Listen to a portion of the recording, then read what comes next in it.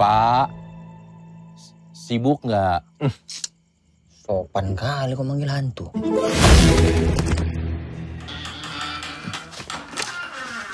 Angin ya kan? Kayaknya nggak mungkin angin lagi.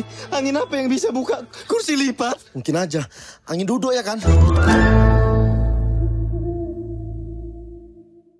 Halo guys, saya bersama orang yang lagi dibicarakan di Indonesia saat ini, Ernest Prakasa, karena kesuksesannya ya dengan agak lain bro. Saya pernah ngomong di Indonesia International Economic Forum mengenai pembelaan saya terhadap sebagai direktur musik, film dan animasi, pembelaan saya terhadap ini bro, horor gitu. Nah, saya bilang bahwa itu sesungguhnya kekuatan kita dan membuktikan kalau kita campur dengan genre lain justru menjadi kekuatan. Sama dengan ketika saya mengimbangi kritik para akademisi, saya juga akademisi. Para akademisi kan pejabat yang mengkritik film horor. Mereka mengkritik film horor. Saya bilang begini, silakan mengkritik, tapi saya adalah salah satu yang membela film horor. Kenapa?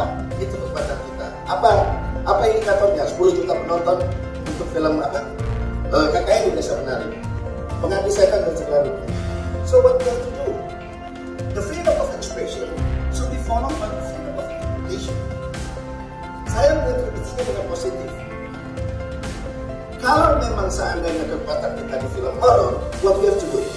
It's a moral message on that film. Dia benar.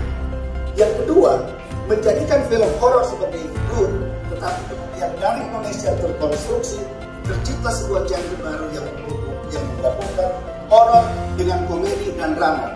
Sudah terjadi. Sudah nonton film agak lain? Nonton film agak lain.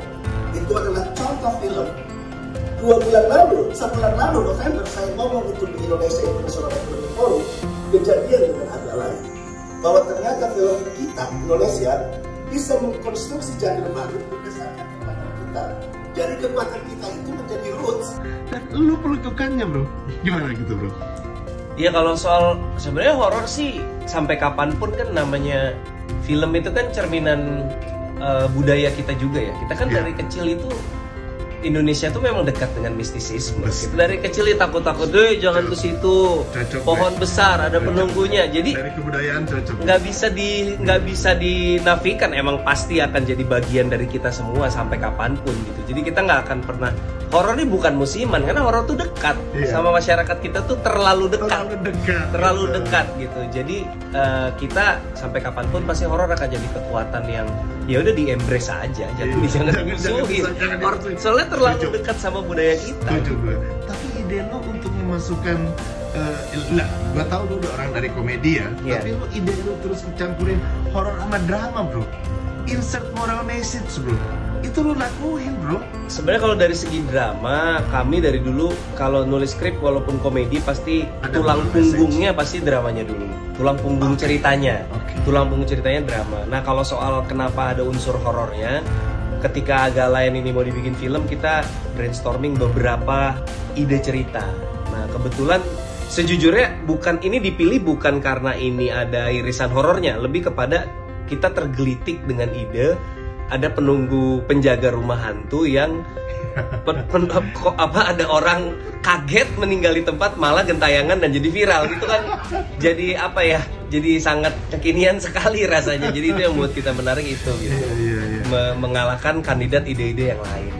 Tapi memang ada research, memang ada keinginan untuk mau menggabungkan komedi, horor ataupun drama. Saya buat kami bukan pertama kalinya juga. Aku pernah produserin film judulnya Ghostwriter. Di situ mencampurkan antara komedi sama horor dan drama juga. Drama tentunya. Dramanya sih nggak akan pernah lepas. Dramanya akan selalu jadi moral message-nya? Iya, moral message sebenarnya biasanya kalau drama terus apalagi terkait sama family pasti otomatis akan ada hal-hal yang positif, yang baik, yang saling mengingatkan dari dalam ceritanya sih. Pertanyaan kedua bro, gue punya ini analisis bahwa keluarnya agak lain tuh momentumnya tepat. Apa lo menghitung momentum? Kita berharap momentum kita bagus, tapi kita tidak menyangka ternyata semasif ini dampaknya. Artinya kita berhitung dalam arti ini kan orang lagi stres sama pemilu, butuh hiburan. Itu sudah kita pertimbangkan dari jauh-jauh hari. Kita masuk di 2 minggu menjelang coblos, masa tenang. Tapi ternyata bahwa itu menjadi faktor yang segitunya juga kita kaget juga sih, kaget juga gitu. Ternyata benar bahwa itu jadi momen yang pas karena orang lagi sumpek sama pertarungan dan keributan di WhatsApp grup dan di media sosial. Tapi ternyata itu jadi faktor yang sebesar itu ya, faktor itu gitu. Itu lumayan mengejutkan sih gitu. Berarti memang ada melihat momentum, cuman kaget aja gitu, ternyata responnya luar biasa. Luar biasa, iya. Luar biasa. Proyek selanjutnya? Proyek selanjutnya kita tahun ini ada 2. Yang pertama kita ada dokumenter dari Raisa tentang karir dan kehidupannya Raisa. Iya. Jadi aku belum bisa tahu dokumenter. Cuman aku belum bisa kasih tahu ini apakah tayang di streaming, apakah tayang di bioskop. Kita belum umumkan. Tapi kalau yang udah pasti akan tayang di bioskop adalah film yang teasernya ada di film agak lain, yaitu film Kakak Bos. Kakak Bos. Dan kolektor yang mau jadi penyanyi. Ini lu mancing dokumenter bro. Gue barusan nonton Exil. Oh Exil, oke. Gue baru dari Clermont-Ferrand. Terus 2 minggu setelah dari Clermont-Ferrand. Nggak tahu di Prancis orang nonton film pendek, film dokumenter itu mau bayar. Kita kan belum. Tetapi Exil tiba-tiba orang mau bayar bro. Betul. Itu maksudnya bukti lah bahwa kekuatan konten ya.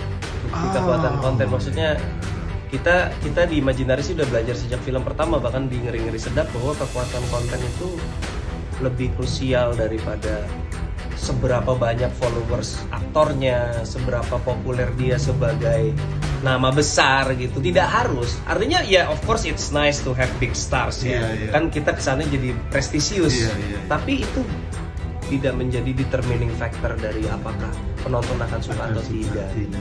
Gue kaget ternyata ada adiknya, saudaranya Aidit di dalam situ gitu ya. Dan oke bro, makasih. Sama-sama. 3 pertanyaan.